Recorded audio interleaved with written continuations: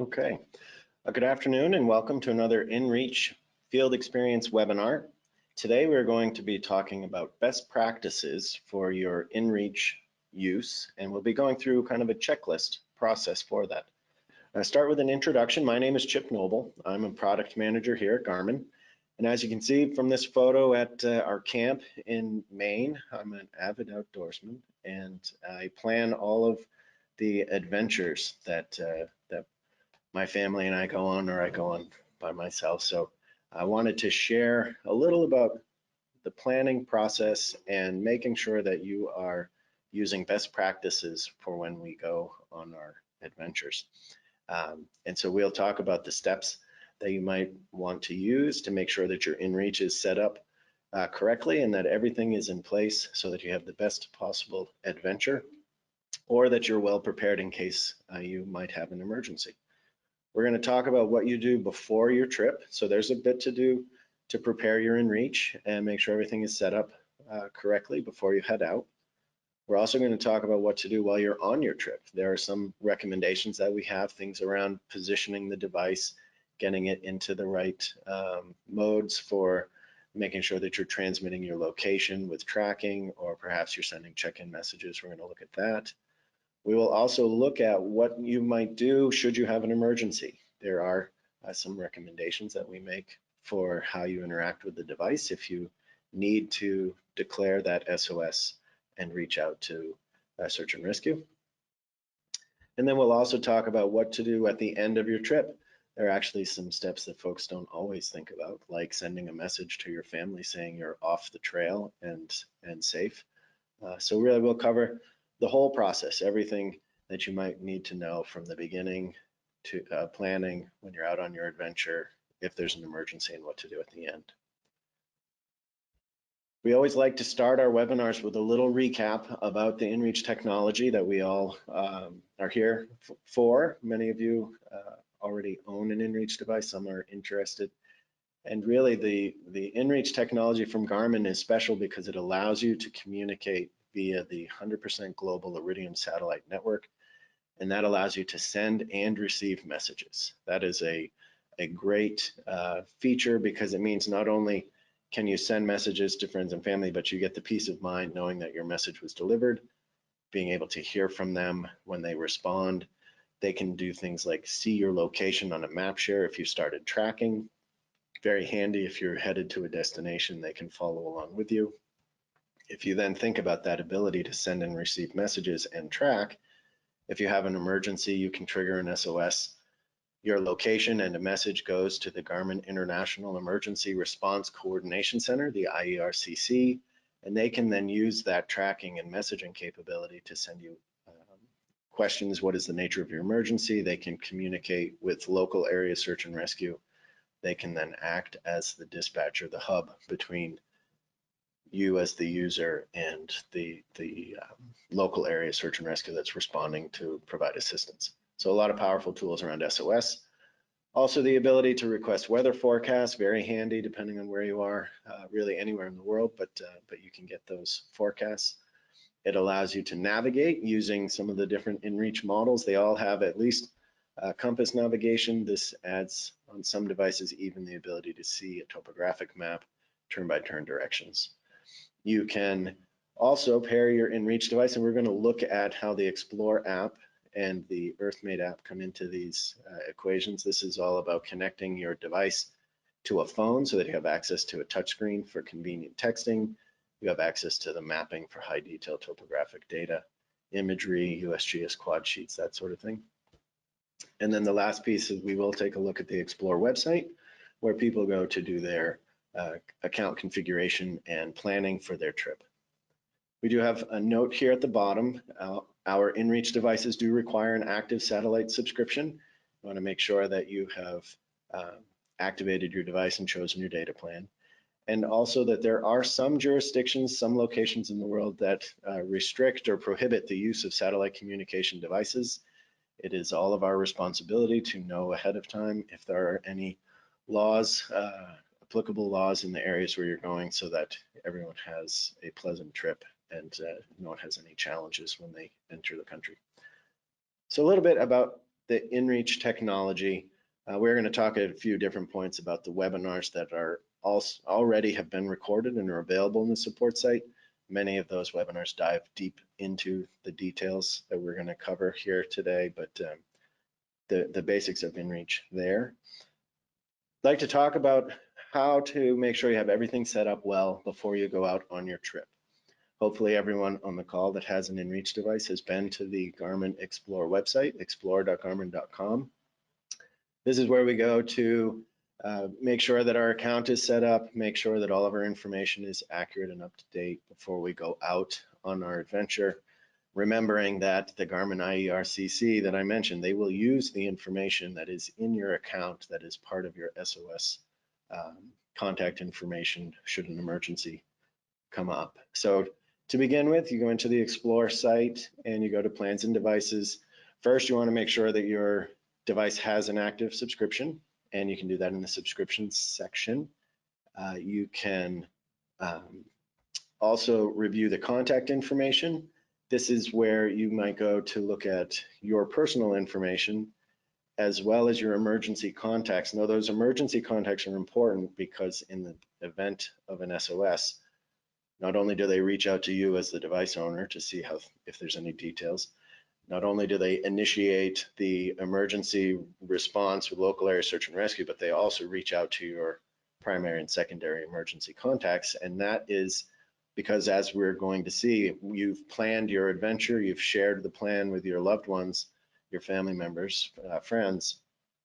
Part of your planning process, there might be some details in what you've shared with your primary and secondary contact that could help the IERCC communicate that information to local area search and rescue. So always take a look at your emergency contacts before you go out on a trip and make sure that they are up to date. And I got a little bit ahead of myself. There's also an area called the notes, the emergency notes. This is a great spot to put in those details that you might want the IERCC to know about. Things like bee sting allergies or special details about medical history that you might want someone who is coming to provide assistance to know about. So some basics about getting the Explore website set up correctly. And so we've checked the box on our account creation, emergency contacts, and emergency notes. From there, the system has the ability to send a few different types of messages, and it's important for us to make sure that we have reviewed that, and that will help with your adventure. One of them is the preset and quick text messages. If you go to the Messages tab in the Explore site, you'll see a preset or a check-in message. This is something you configure ahead of time. You're able to say, I'm starting my trip, I'm finishing my trip. You can control who receives that message. You can send those with just a couple of button presses. You can send as many of the preset messages as you'd like. In any of our data plans, that's a very handy feature. Quick text messages are similar in that they're created ahead of time, but you choose from your list, and I believe it's up to 20 quick text messages, and it's right there in the title. It's just a faster way. You don't have to type out.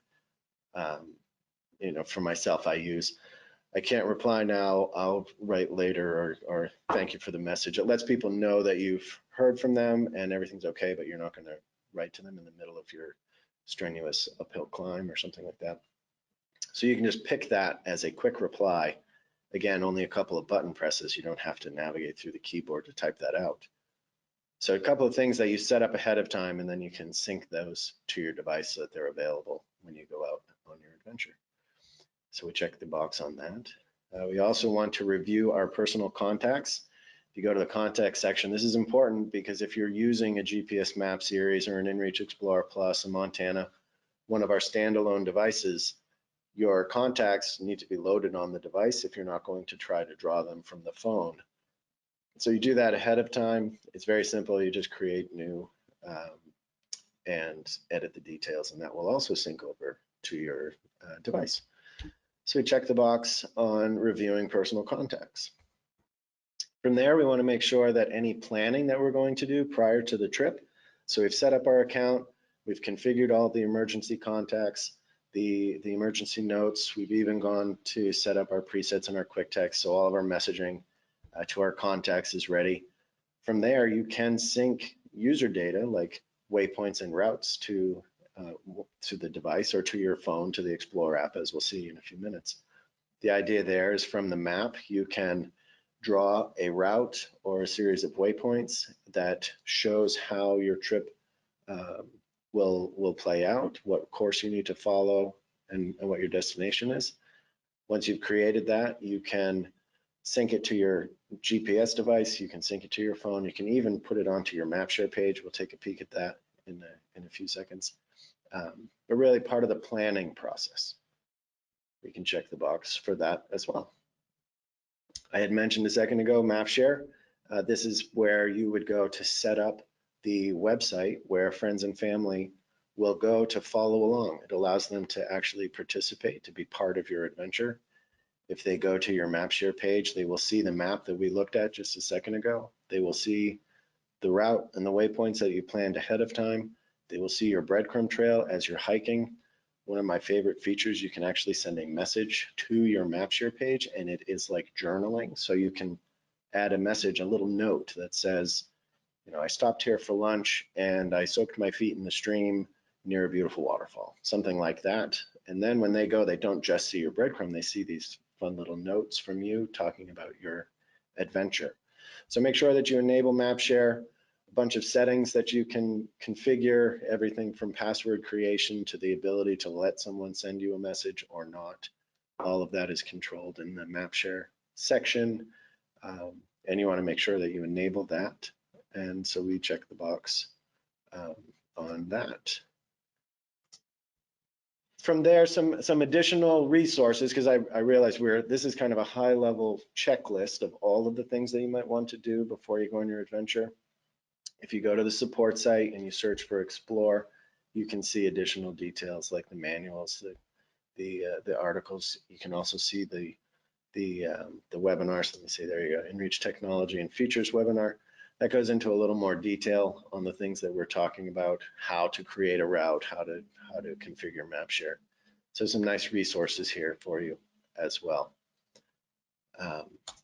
Continuing with things to do before your trip. So we covered how to work with the Explore website. Now let's look at the different apps that are available for use with your inReach device.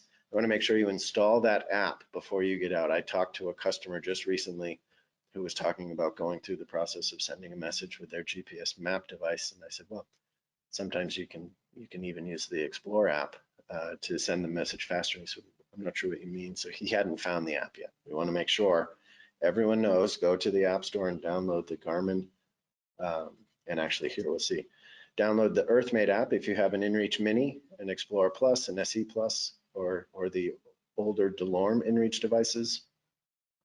Get the Explore app if you have the inReach Mini 2, the GPS Map 60 series, or the Montana or the Alpha.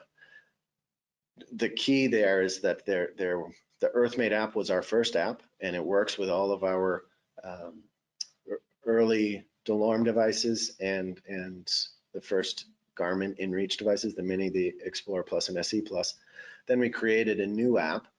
Does the same things that the EarthMate app does. A few differences like the ability to create collections, the ability to sync to Garmin wearables, not just inReach devices.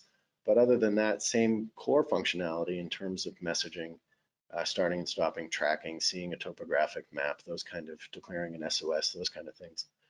So just make sure that you choose the correct app based on the device that you have. Those are available for Apple and Android, and then we can check the box on that as well.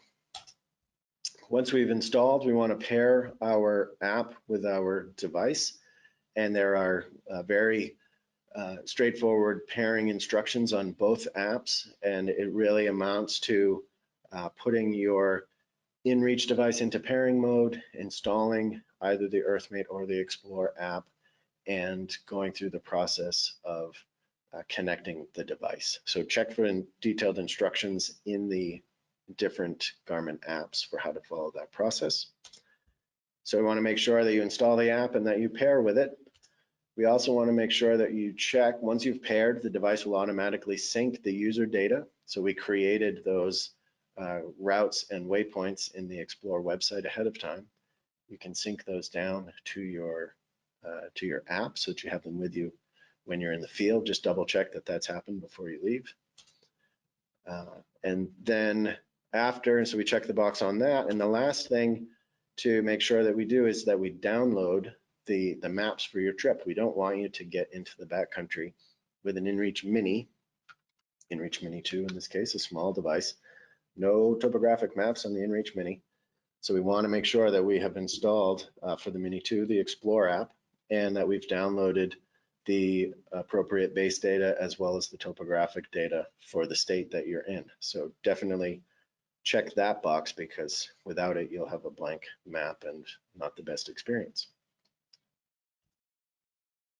With the inReach device, you want to sync, and so we did talk, I got a little ahead of myself, but you want to make sure that you sync your inReach device to your app. And what that does, that sync process will sync data from the Explore website down to the Explore app or the EarthMate app, and then onto your inReach Explorer Plus for the EarthMate, onto your GPS Map 66i for Explore. So really the app is the hub between the Garmin cloud and the device that you'll take with you into the field. So be sure to sync your device after all of your planning. Next piece to talk about before your trip, certainly want to make sure that your device is charged up. All of our inReach devices and GPS Map and Montana and those kind of traditional handheld devices have very good battery life, but it's always a good idea to start with a fully charged system.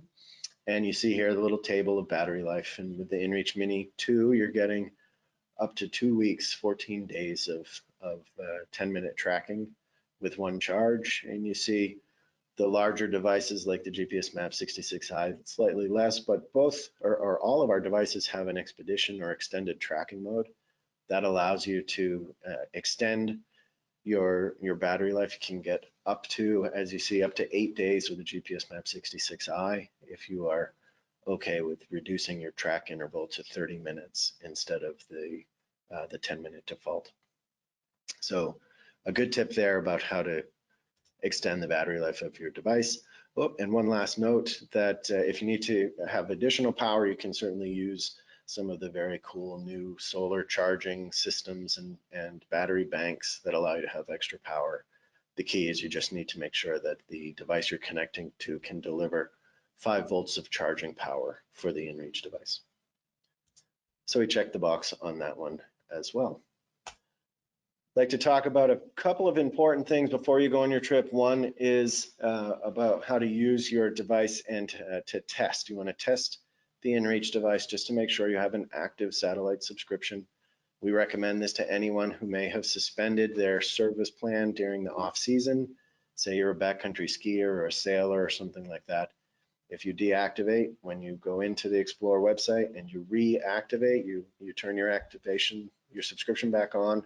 Make sure you go outside, run this test. That will send a test message to the Iridium server, to the Iridium satellites and down to the server. It will echo the message back, and you get this very satisfying green check mark that tells you everything is set and we've got you covered for your adventure. So we check the box on that. Also want to talk about making sure that you review how to use the key features of the inReach system.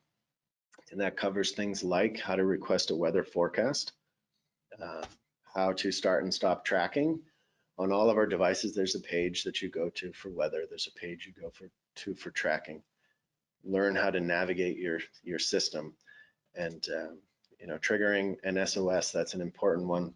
That's easier for the device. You simply open the door, press and hold the SOS button, starts the countdown timer. You have 20 seconds. I'm going to cancel mine so that we don't cause anyone to come to the building on my behalf. But that's how you trigger an SOS. You can also navigate to a route or a waypoint. It's important that you practice and learn how to do that as well. Composing and sending messages. This is how to do that on the inReach Mini Gen 1 there. So once you've done some practicing, and I even encourage, and we might have a slide later, but I'll say it now, that think of it as a homework assignment. When you have everything set up before you go out on the trip, particularly that first trip, go outside, take the dog for a walk through the park, track your location, send your map share to a friend, tell them that you're practicing, have them send you a message, send them a message first, get a reply. All of those things are important because you get to practice when you're having a nice leisurely walk through the park rather than maybe on a more strenuous or possibly more with more exposure, a big mountaineering trip or something like that. So always practice before your trip. Very good. Wanted to share some things not necessarily tied to inReach, but general best practices for people. This is something, we have a lot of very active outdoor people here at Garmin, and we like to share some of our experiences. I know many of you on the call attend training for your specialty activities, that kind of thing. We'll look at that as well. But the key is to research your trip location, make sure that you know all about the terrain, what are the water conditions, what's the weather, what are any rules, regulations, that kind of thing. We talked about the satellite communication requirements for some countries.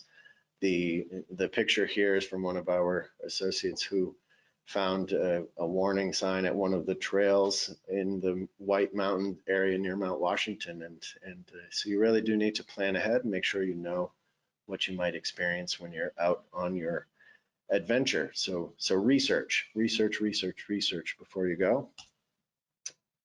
We also talk about preparing your gear.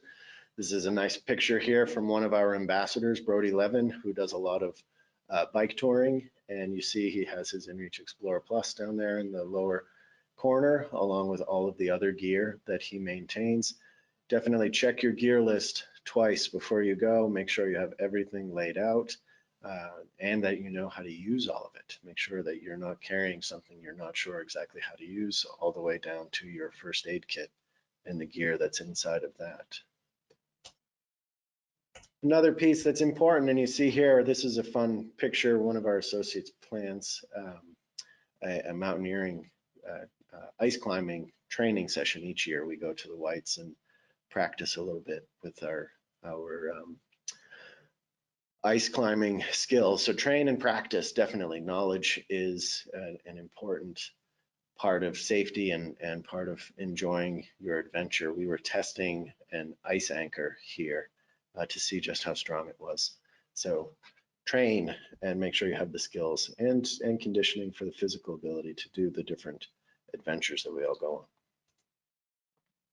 A couple of other things around planning the trip preparation. Make sure that you plan the trip ahead of time and share the plan. And I would go further to say, you plan the hike, you hike the plan, you make sure that what you have created ahead of time is the route and the waypoints that you'll follow when you're on your adventure. Now, inReach does make some of that easier because if you do deviate, you can send a message to let your emergency contacts, to let your friends and family know that you're not going to continue through the rest of the loop. Something's happened and you're going to be turning around, or you're going to be taking a different course down off the mountain or something like that. But definitely plan your trip and share it using the map share page that allows people to follow along while you're on your adventure. We also, as we mentioned, the inReach device allows you to check the weather. You want to check that weather forecast pretty regular intervals. The pictures here are from one of our associates who climbed Mount Washington, and it was bright and sunny, and then within minutes of the first photo, the fog rolled in and visibility dropped to near zero. So it does change that quickly in different parts of the world. One minute you're wide open bluebird skies, and the next minute you're in the middle of the clouds. So check the weather forecast regularly.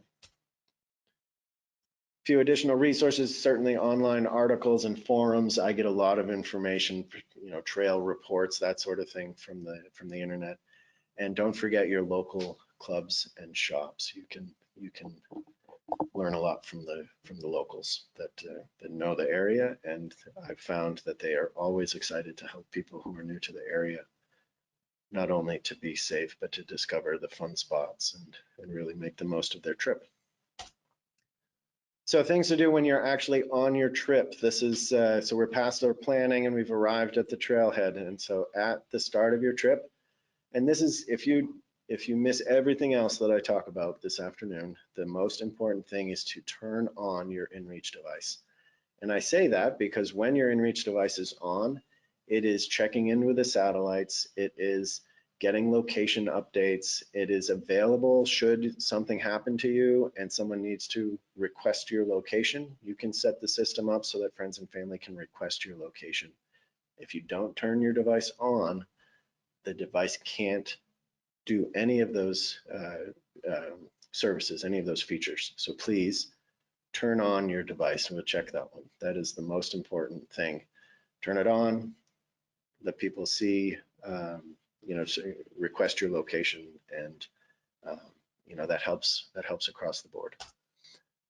Another piece is to wait for the inReach device to acquire a satellite signal. This happens very quickly with today's GPS devices. If you keep the device out with a clear view of the sky, and it will use that location when it sends updates to MapShare. So there are some details. If you've traveled from the East Coast to the West Coast and then you turn on your device, there could be some delay with how long it takes, because it has to find your location on the other side of the country. Even then, it's relatively quick. Sometimes tree cover, or if you turn your device on in the middle of a canyon situation, or very close to a steep mountain that's blocking part of your sky view. This is why I tell people, turn your device on at the trailhead, where you're probably in more moderate conditions before you get into the backcountry, or worse, before you have that emergency. Turn the device on, let it acquire a GPS fix. So we check the box on that one. From there, moving to other things that are important to do at the start of your trip, turn on tracking. You want to turn on the tracking feature that allows your location to be sent to MapShare once every 10 minutes by default. These are important things that are not required, but definitely help. And when your friends and family go to the website, they get to actually see your breadcrumb trail. So turning on tracking is a nice feature. Also, should send a message to your friends and family, let them know that you're starting your trip. That helps them know when to start looking at MapShare, and really just gives them a time frame. Okay, they were on the trail at 9 a.m. Gives me a sense, or maybe, gosh, they got a late start. They got on the trail at 11. Now I can add that to my calculations. From there, we talked about sharing your MapShare link.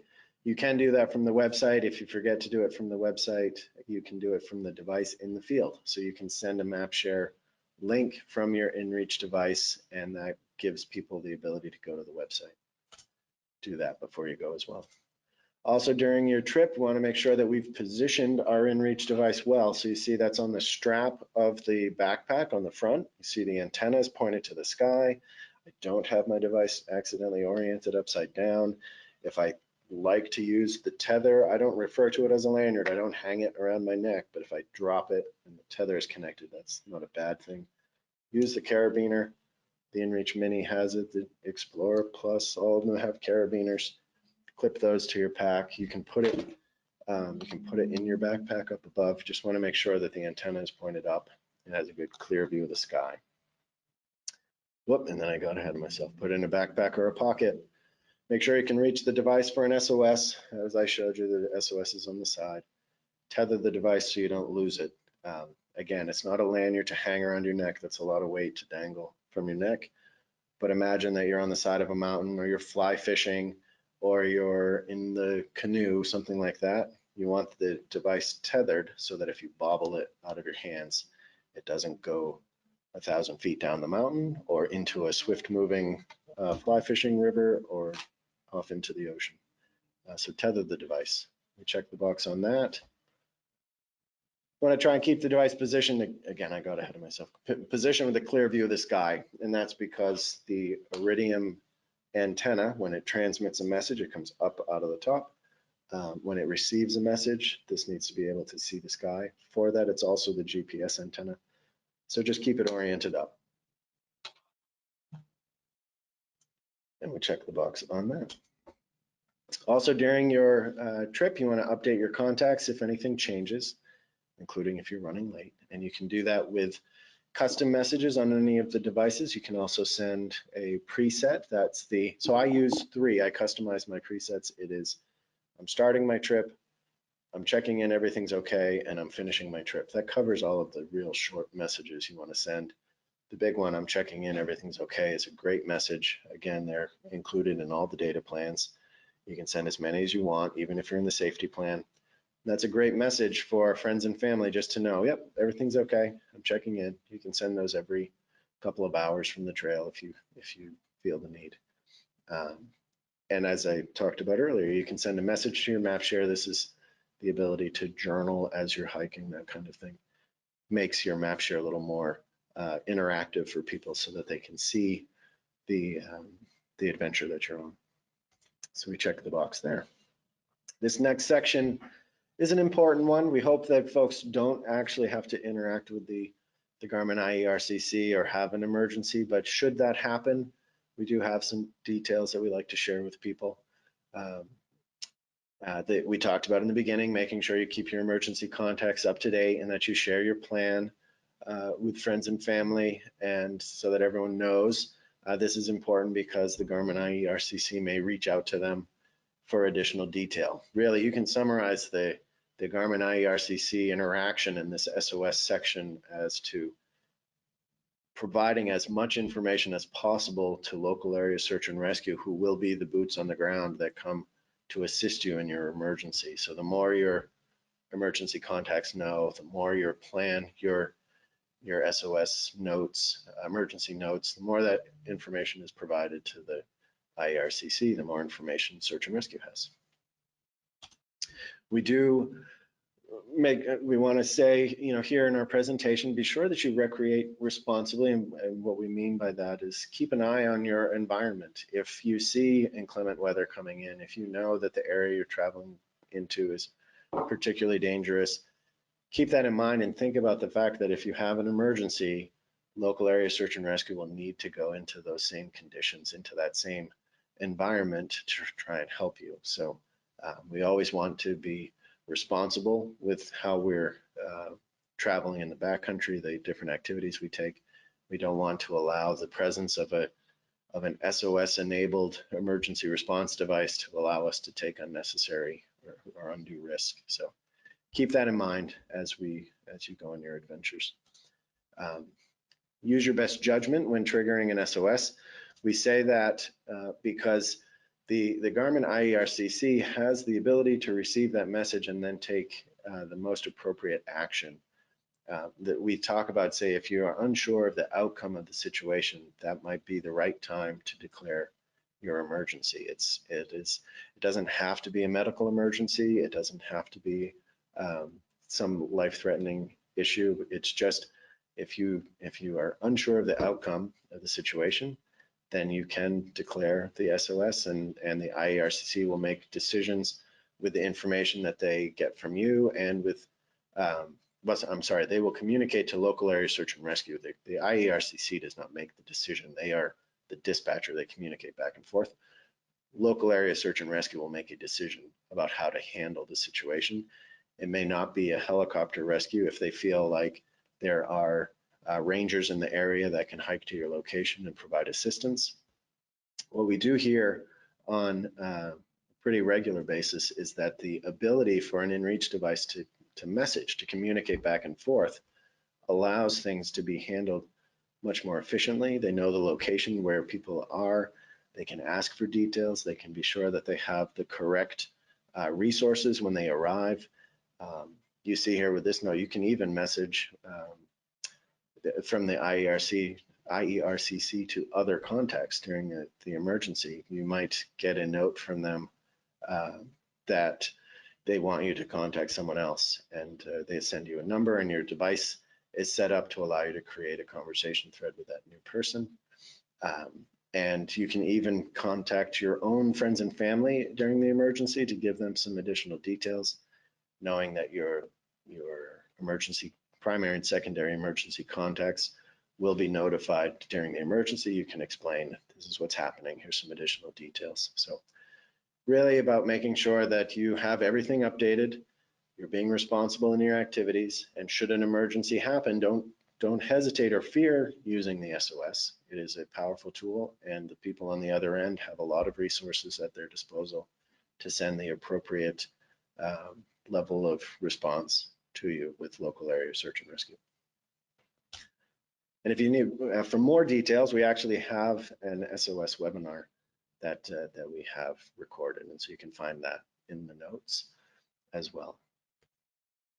So during an SOS, these are the processes. It's the same way for messaging. You want to make sure that you keep your device in an elevated position with a clear view of the sky and the antenna pointing up. Once an SOS is initiated, you can communicate back and forth. That was the part I was talking about, where they will send a message. What's the nature of your emergency? Is it a medical issue or equipment failure? That kind of thing. You can respond and give them details that helps them when they respond or when they send resources. We want to make sure that everyone listening understands that does not mean that if you can't respond, that it changes anything about how they dispatch rescue. They certainly will still come to your aid if you are only able to declare the SOS for whatever reason. But the more information they get, the better things are. And we always tell people to be sure, if possible, to stay at the location where you are. There are certainly some situations where you can't, changing conditions, danger, that sort of thing will cause people to move. The inReach device does automatically start tracking, so your location updates as you, if you should have to move. So the last piece here before we open things up for questions, what do you do after you finish your trip? So you did all of your planning, you had a great adventure, you avoided all of the emergency SOS pieces we just talked about.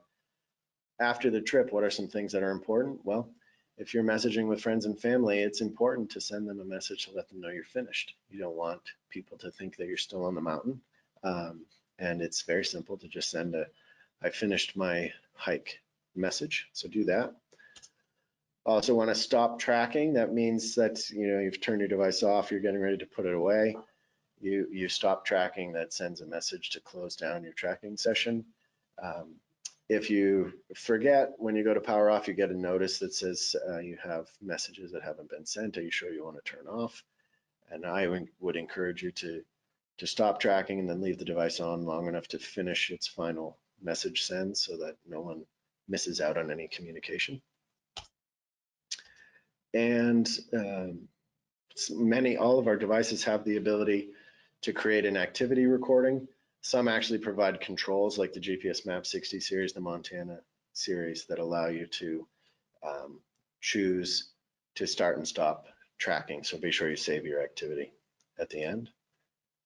And then sync your inReach device with your Explore app or your EarthMate app, and that will transfer all that data up to the Garmin cloud and back it up in that site. So when you go to the website, you can see the details of your adventure.